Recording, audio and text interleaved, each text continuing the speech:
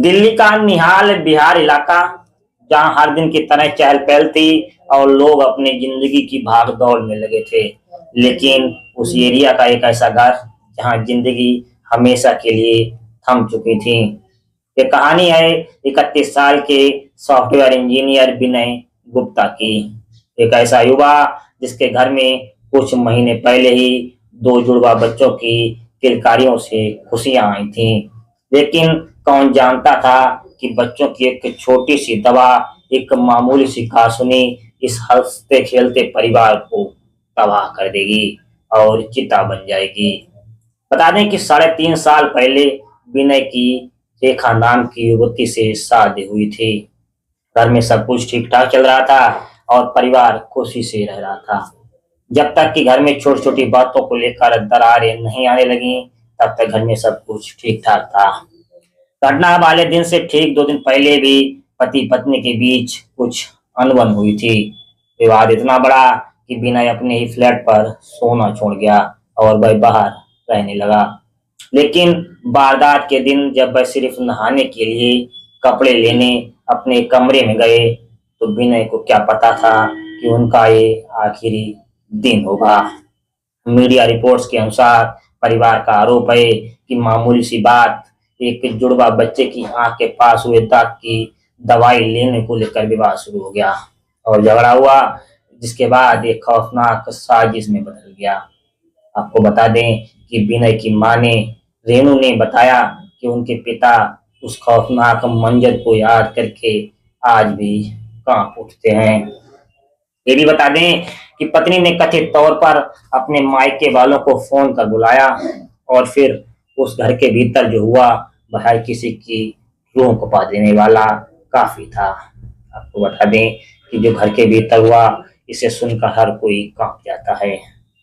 मृतक पिता का आरोप है कि आरोपियों ने विनय को घर में घेर लिया, एक ने गला दबाया और दूसरे ने छाती पर चढ़ गया।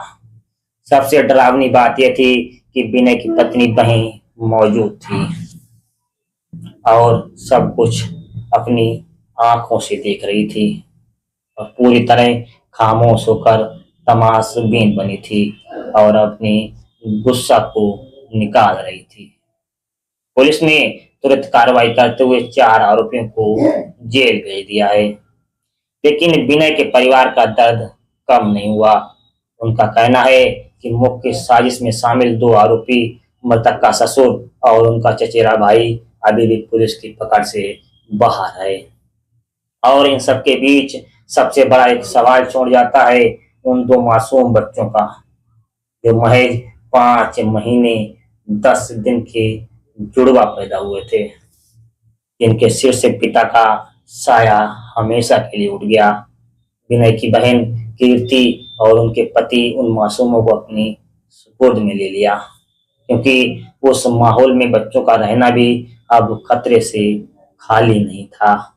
एक परिवार ने अपना बेटा खो दिया, बहनों ने रक्षाबंधन से अपने पहले अपना भाई खो दिया और उन 2 नन्ही जानों ने, जिन्हें अभी इस दुनिया में समझ भी नहीं है, हमेशा के लिए अपने पिता की छाती का सुकून खो दिया।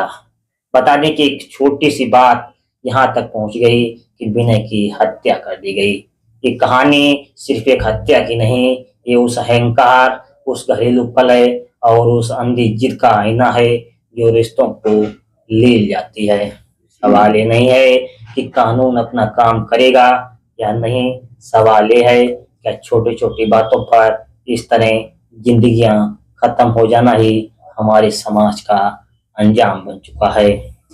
एक घर जो पूरी तरह से अब उजड़ चुका है और पीछे छोड़ गया सिर्फ सवालों के घेरे में उलझे आंसुओं का समंदर, और तमाम प्रकार के लोग सवाल दे रहे हैं। आपको ये हमारी स्टोरी कैसी लगी, कमेंट बॉक्स में राय जरूर दीजिएगा। आपका दोस्त अंकित दीक्षित, तब तक के लिए विदा कीजिए। धन्यवाद।